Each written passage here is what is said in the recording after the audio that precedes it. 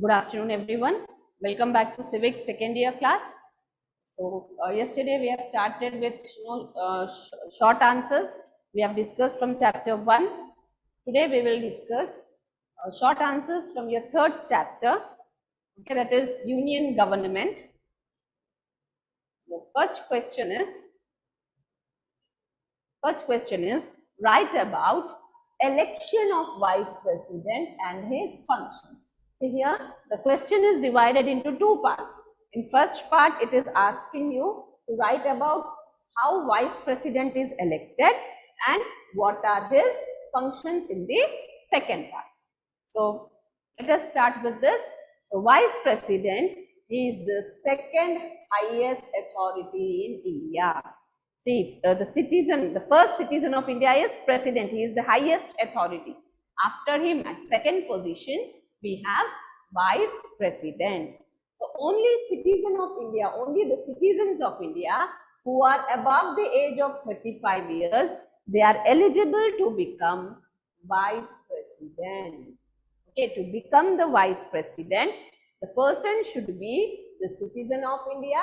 He should be above 35 years of age and he shall possess the qualification to become the member of Rajya Sabha. Okay, whatever qualification is required to become the member of Rajya Sabha, the person who is contesting for the post of Vice President, he should possess that qualification. Okay, then how is he elected? The Vice President is elected by the members of both the houses of the parliament, that is Lok Sabha and the Rajya Sabha. Only the members of parliament will elect the Vice President, and the method of election is proportional representation of single transferable vote. Vice President, he is indirectly elected. People, they don't elect the Vice President.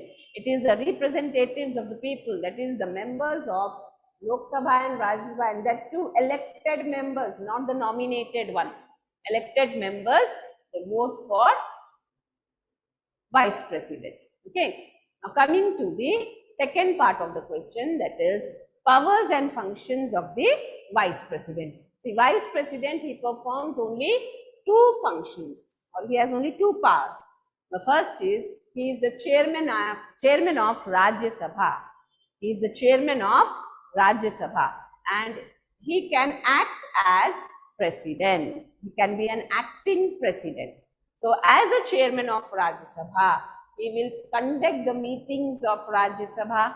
He will exercise or cast his vote if the votes are equally divided over a bill. Only when the votes are equally divided over a bill, the Vice President can cast his vote, can give his vote. Otherwise, he need not vote. Okay. Then, acting as a president, the Vice President, he becomes president when there is vacancy to the position of president. Vacancy due to death, removal or resignation. Okay, if president dies or president is removed or president resigns, the Vice President will act as president and he will receive all the benefits, salaries of the president during that period. And Vice President can hold the office of president for not more than 6 months. Within 6 months, new president has to be elected. Okay, simple answer. Vice President, how is he elected and what are his functions? He is elected by the members of Lok Sabha and Rajya Sabha. The method of election is proportional representation of single transferable vote. He performs two functions. One is he is the chairman of Rajya Sabha. As the chairman of Rajya Sabha, he conducts the meetings of Rajya Sabha. He can cast his vote when the votes are equally divided over. As a president, he acts as a president when there is vacancy to the position due to death, removal or resignation. He receives the salary of the president during that period and he will hold the position for not more than 6 months. Simple answer. If you are writing like this, you can get 5 on 5. Very simple answer. And last in March it was asked. Next is functions, same chapter, functions of the speaker. This can be asked again. An important question. So, explain the functions of Speaker of Lok Sabha. So, before explaining his functions, we should know how the Speaker is elected.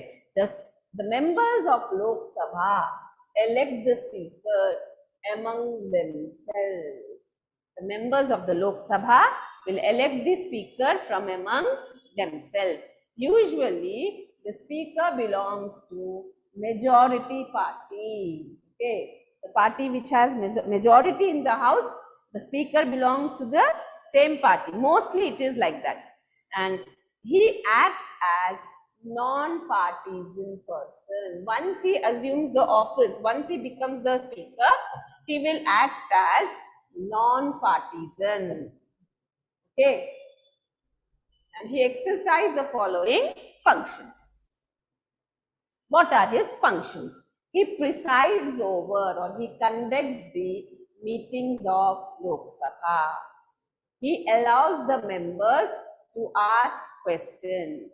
He allots time for the members to introduce and speak about resolutions or bills.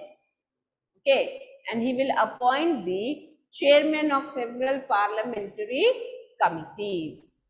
No member can address the house without his permission. He preserves the order in the house. It is his responsibility to maintain discipline and decorum of the house. And he can suspend, if any member is violating the rules of the house, the Speaker can suspend that member. He casts his vote, he exercises his vote when there is a tie over a bill. When the votes are equally divided, then the Speaker can cast his vote. Otherwise, he need not cast the vote. The same functions are performed by the chairman of Rajya Sabha. Then he presides over the joint session of the parliament. When there is deadlock over a bill, okay, when there is deadlock over a bill, the president will call for the joint session, and the joint session is conducted or presided over by the Speaker. And it is the Speaker who decides the bill, whether it is a money bill or an ordinary bill. What type of bill is it? That is decided by the Speaker. Okay, simple question for 5 marks. Next, coming to your 4th chapter, that is state government. So you will get one question out of these 2 for sure. No, governor or chief minister. They ask either governor or the chief minister. Let us see the powers and functions of the state governor. State governor, he is the constitutional head of the state government. He is the head of the state government according to the constitution. And governor is appointed by the president. The governor is appointed by the president. So his powers, we can see, he has got legislative powers. Okay, governor, he is the part of legislature. Okay, when the bills are passed by the legislature, governor has to approve those bills. So he arranges the meetings of both the houses, same as president. And he can dissolve the lower house, that is legislative assembly. The governor can dissolve the lower house, that is legislative assembly. He can nominate 1 Anglo member to the assembly and 1/6 members of the state legislative council. Okay. So when a bill is approved by the governor, it will become a law. That is the legislative power, role of governor in law making. Then executive power. Okay, so under executive power, governor, he appoints, he makes some appointments. To whom does he appoint? He appoints the chief minister and all his ministers He appoints the heads of the universities. We call them as vice chancellors of the universities in the state, and chairmen and members of various commissions of the state, like state election commission, state finance commission, state public service commission. The members and the chairmen are appointed by the governor. So under executive powers, he is making all the appointments. Next is financial power. Okay, so he gives permission to introduce money bill and the budget in the state legislature, and he maintains or operates contingency funds of the state, okay, to meet unforeseen situations, to meet the financial crisis. Okay, he can use contingency funds. Okay, that is his financial power. The next is judicial power. See, the judges of High Court, they are appointed by the president, but the governor is consulted while appointing the judges of the High Court and the District Court. And the governor has the power to reduce or cancel the punishments of the criminals. Okay, then comes the discretionary powers. We have discussed this discretionary powers of governor for 2 marks. Under discretionary powers, governor will not take advice from anybody. He exercises all his powers without the advice of chief minister and council of ministers. So what are the discretionary powers? When he is appointing the chief minister, he does not discuss with anybody, or he does not take the advice of anybody. Then when he is requesting the president to impose constitutional emergency or president's rule, when president rule is imposed, the governor will request the president to impose president's rule. He will not discuss or take advice of anybody. And refusing to give assent to the bills passed by the legislature. The governor can refuse to approve the bills which are passed by the legislature. So these are the discretionary powers of the governor. I hope governor answer is clear to you. Same answer, making small changes, you can write to the powers and functions of the president. Okay, making small changes, like governor is the constitutional head of the state government. Here the president, instead of governor, you will write president, is the constitutional head of the country, of the state, only state, not state government. Okay, only state. Just make that changes. He is appointed by the president. No, the president is elected. Okay, here you need to make the changes. The president is elected. Then coming to the powers, he is a part of parliament. Instead of the state legislature, parliament. He arranges meetings of both the house of the parliament. He can dissolve the lower house, Lok Sabha. Okay, then directly you can come here. Here this is abolished. Now he does not appoint any Anglo-Indian. So here he nominates 12 members to Rajya Sabha. A bill will become an act only after the approval of the president. Just change the words. Okay, half of the answer you can write. Governor, president. The powers which are enjoyed by the president at the central level, same powers are enjoyed by the governor at the state level. Just make minor changes in it. Same executive powers, he appoints the prime minister and all the ministers, vice chancellors of the central universities. Okay, instead of state, it is central universities. Chairman and various commissions. Okay, like Central Finance Commission, Central Election Commission, Union Public Service Commission, like that. Coming to the financial powers, President gives permission to introduce money bill and annual budget in the Lok Sabha. He maintains contingency funds of India. Okay. The judicial powers. Okay. So he appoints. Here you have. This you need to change. The President appoints the judges of Supreme Court and High Court. Okay. And he has power to reduce and cancel the punishment given to the criminals. Under discretionary powers, he enjoys these powers without the advice of the Prime Minister. He appoints Prime Minister. Okay. Then this is not required. He can refuse to give assent to the bills passed by the Parliament. Okay. This 5 points, half of the answer you can write like this, making small changes in the answer. Okay.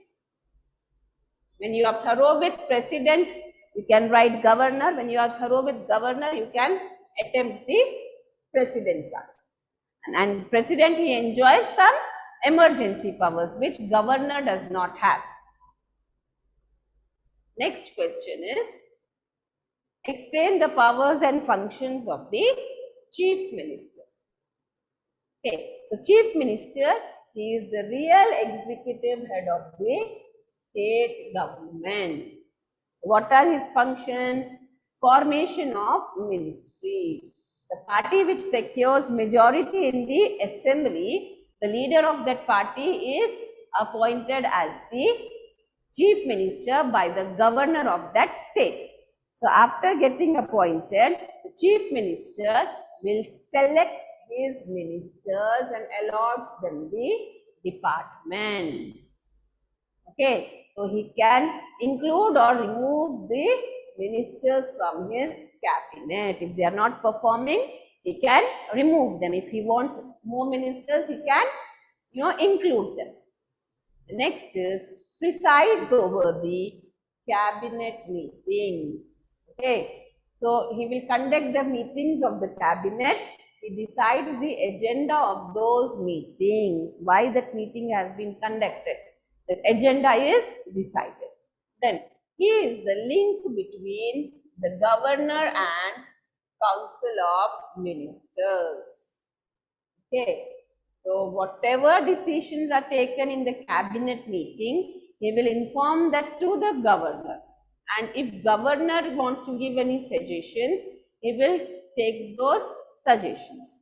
Okay, so he is the link between the governor and the council of ministers. Then he is the chief spokesman. Okay, all the important decisions of the government are given by him, announced by him, or he announces all the important decisions.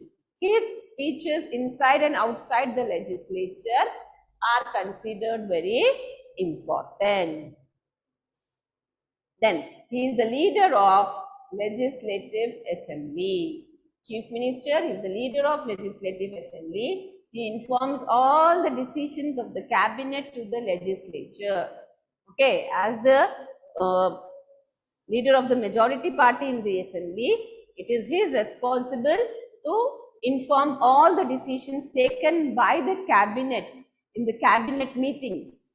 Okay, that he has to inform to the legislature, and he will take the support of legislature in implementing the policies of the government. And he is the leader of the people. Chief minister is the most important leader in the state. He visits the people to find their problems and take steps to resolve them. He is the chief advisor to the governor.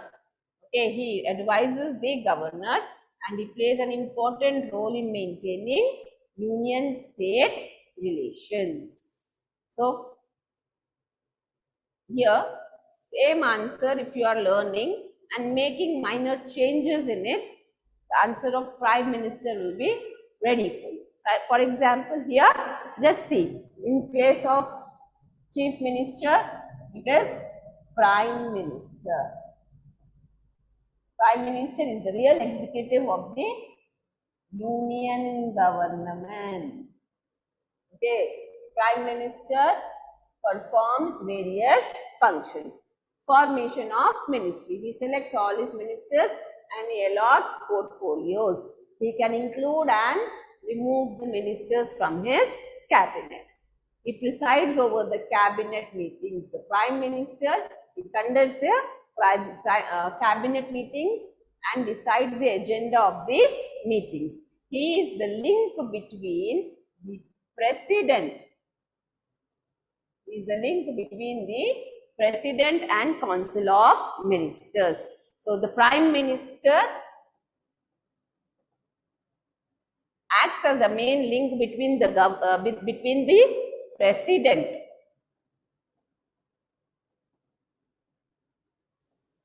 and the council of ministers. He informs the decisions of cabinet to president and suggestions given by the president to cabinet. Okay, he is the chief spokesman. Okay, the Prime Minister is the chief spokesman. He announces all the important decisions of the government. His speeches inside and outside the legislature, you can say parliament also. Inside and outside the parliament are considered very important. He is the leader of parliament. He is the leader of the parliament. Prime Minister as the leader of the parliament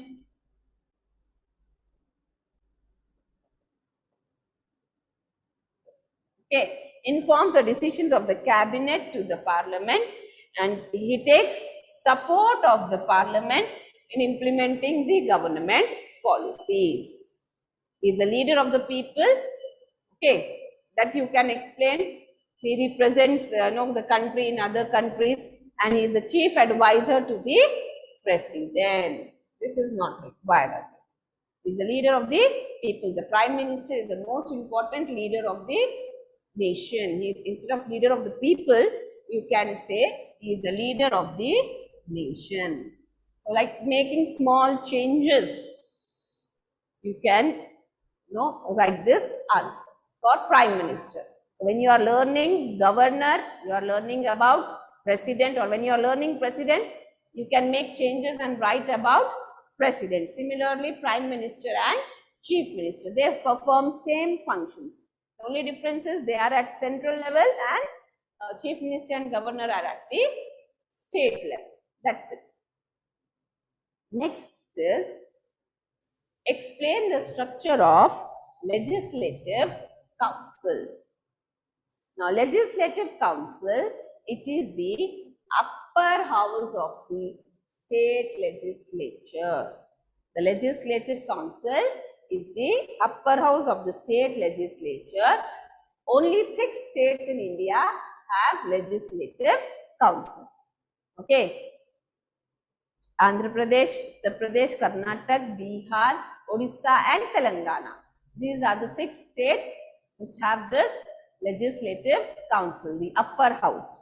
Okay. The total membership of Legislative Council cannot be less than 40. The minimum strength of the Legislative Council is 40. Minimum it should be 40, and it should not be more than 1/3 of the total members. Suppose if members of Legislative Assembly, for example, if the Legislative Assembly, it has 100 members, then 1/3 of 100 will be 30. So, no, the minimum it should be 40. Minimum it should be 40. Suppose the total strength of assembly is 150. Okay, then 1/3 will be 50. The strength of council should be 50, not more than 50, whichever is more. Okay, either 40 or the 1/3, whichever is more, that is the strength of Legislative Council. Minimum 40, maximum 1/3 of the total members of assembly, not more than 1/3 of the total members. Like I told you just now, if the assembly has 100 members, okay, 1/3 will be 30. So 30 is less than 40, so it can't be 30. If the assembly has 150 members, 1/3 will be 50. 50 is more than 40. So here 50 will be the strength. In this case, the strength will be 40. Okay. Next is how the members of Legislative Council elected. What is the structure? So 1/3 members, they are elected by local government like municipal corporations and municipalities. Okay, municipal corporations and municipalities will elect 1/3 members. 1/3 members, they are elected by MLAs, members of legislative assemblies. Then 1/6 members, they are nominated by the governor. And 1/12 members, they are elected by the university graduates in that state. And 1/12 members, they are elected by senior secondary school teachers having experience of minimum 3 years. And they will elect, one chairman and deputy chairman who will conduct the meetings among themselves. This deputy chairman and chairman is elected among themselves. Okay, so this is the structure of Legislative Council. Simple question, very easy. See, don't see the length of the question. Mostly what students do, they see the length of the question. Oh, this answer is so lengthy, I can't learn. You are giving a negative signal to your mind that you can't learn, saying that it is too lengthy. Give a positive signal, say it is very small answer, it's a very simple answer, I can learn this answer. Give a positive signal to your mind, definitely you will learn the answer. And don't mug up the answer, don't by heart the answer. Try to understand the answer. Understand and write it. Okay. Next is explain the powers and functions of High Court. What are the powers and functions of High Court? Again, if you know High Court, you can easily write Supreme Court, or if you know Supreme Court, you can write High Court. Simple answers. Now, High Court is the highest court of justice at state level. At present, we have 24 High Courts. So, what are the powers and functions of High Court? Original jurisdiction. So, in High Court enjoys original jurisdictions in the cases related to law and order, marriage and divorce. Okay, and it protects the fundamental rights of the people by issuing writs. Writs means orders. Then you have appellate jurisdiction. It here cases coming from district courts, both civil as well as criminal cases. Then court of record. The judgments or decisions taken by the High Court, they are recorded and used as guidelines in future cases. Power to declare any law made by the legislature as invalid if it is against the Constitution. Then administrative function. High Court makes rules and regulations for the administration of the subordinate courts. It can transfer cases from one court to another court. It has power to appoint subordinate courts and decide their salaries. Okay, so if you see the first 4 points here, same 4 points you can write for Supreme Court, making small changes. In introduction, you can say Supreme Court is the highest post of justice in India. Okay, it has, you need not write, there are 24 High Courts. It has 1 Chief Justice and 30 other judges. Okay, it is in Delhi. You can write the location. The next is under original jurisdiction.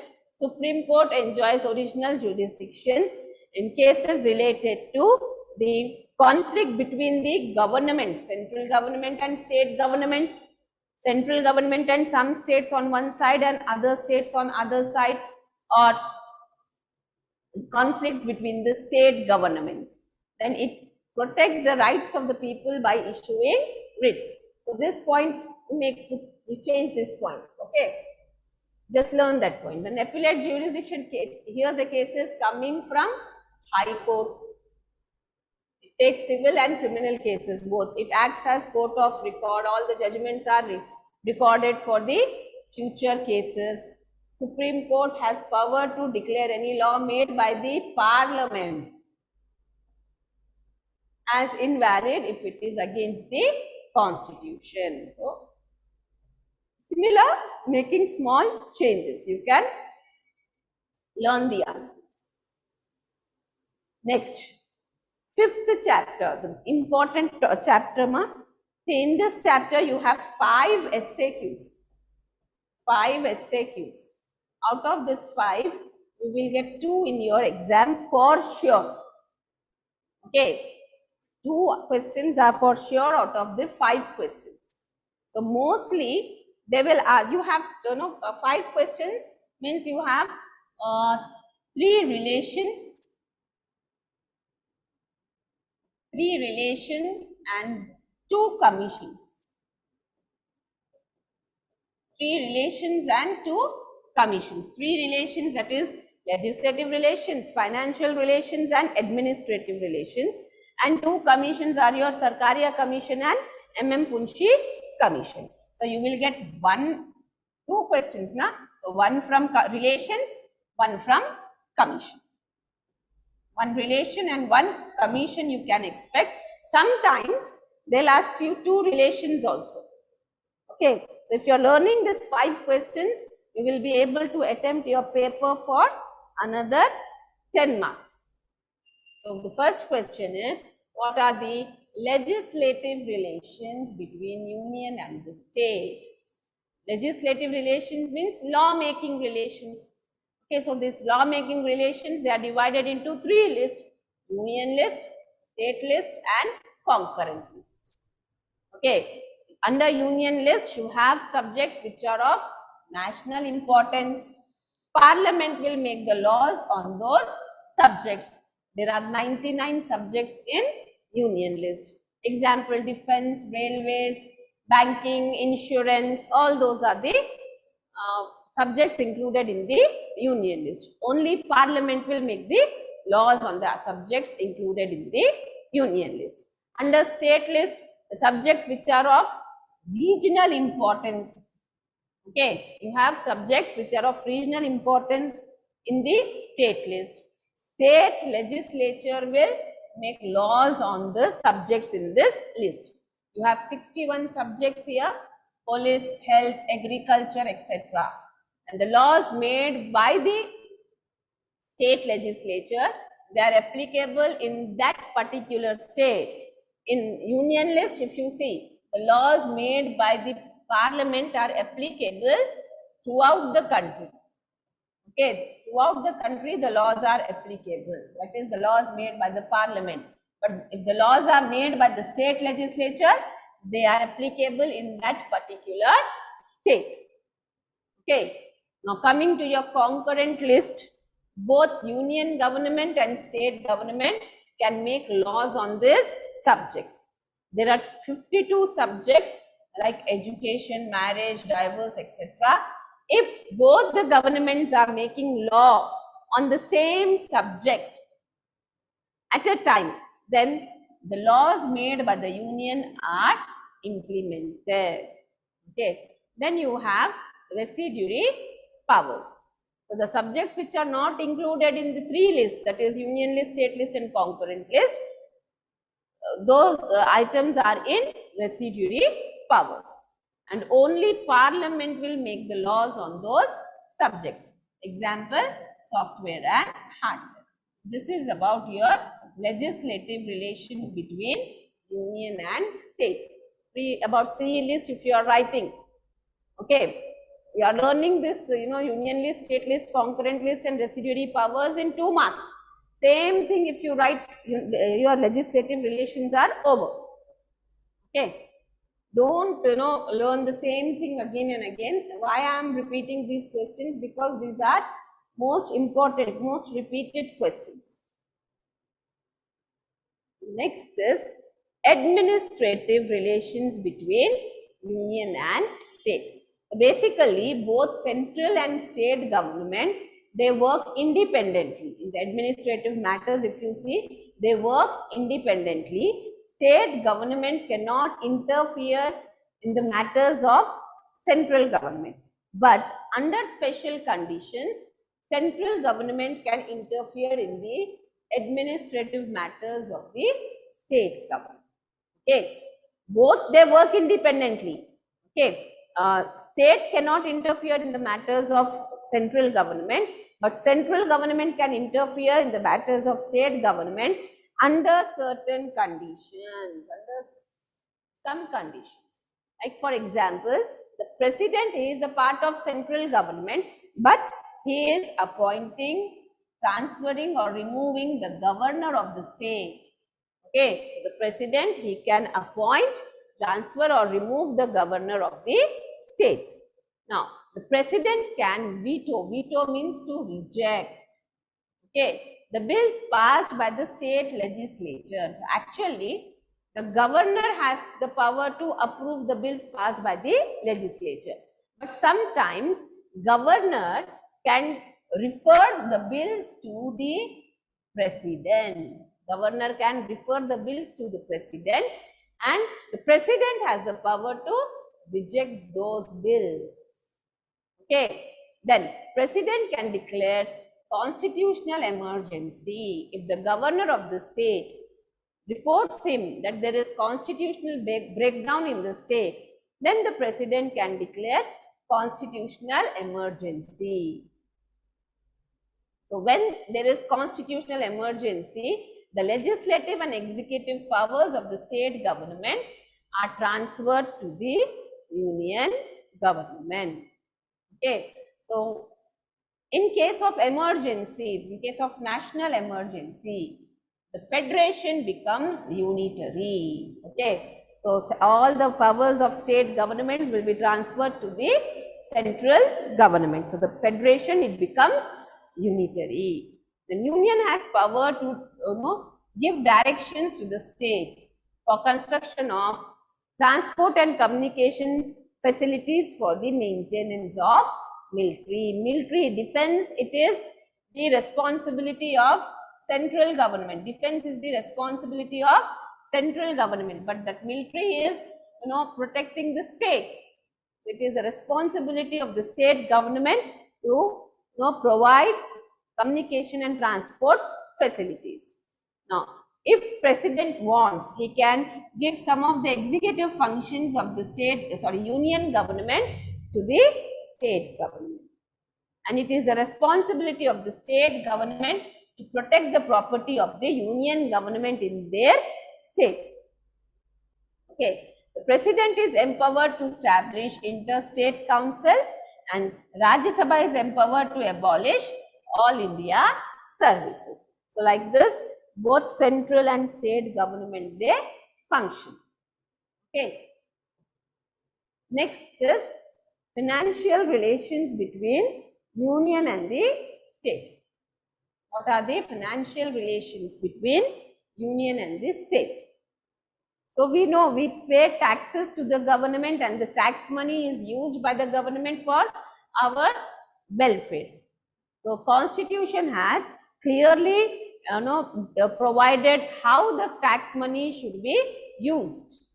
Okay, which government will collect which tax and how it is going to use it to avoid dispute between the center and the state. To avoid dispute between the center and the state in the matters of finances, in financial matters.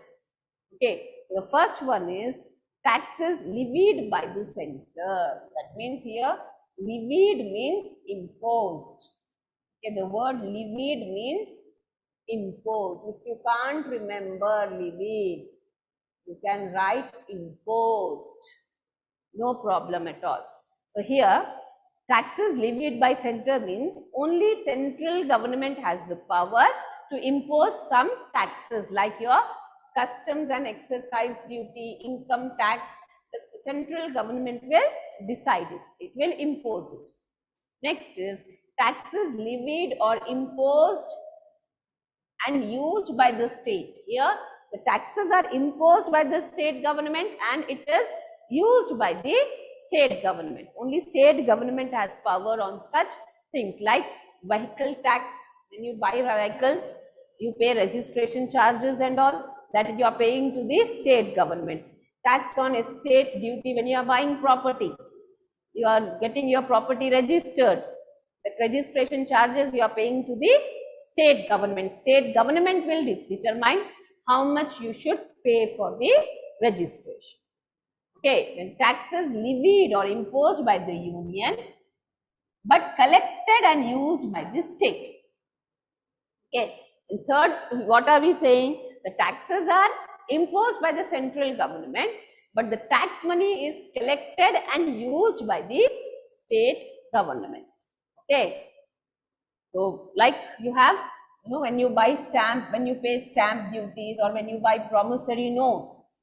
Okay, so the money is, the tax is imposed by the central government, but that is collected by the state and used by the state.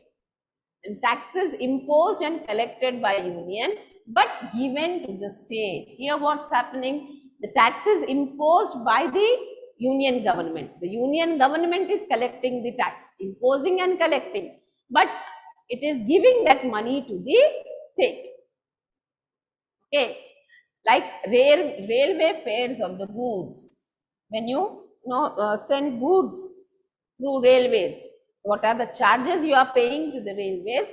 That is collected by the union government, then it is given to the state government. Terminal taxes at toll booths. Okay, when you go from one state to another state, you have to pay toll tax. Okay, that is terminal tax we say.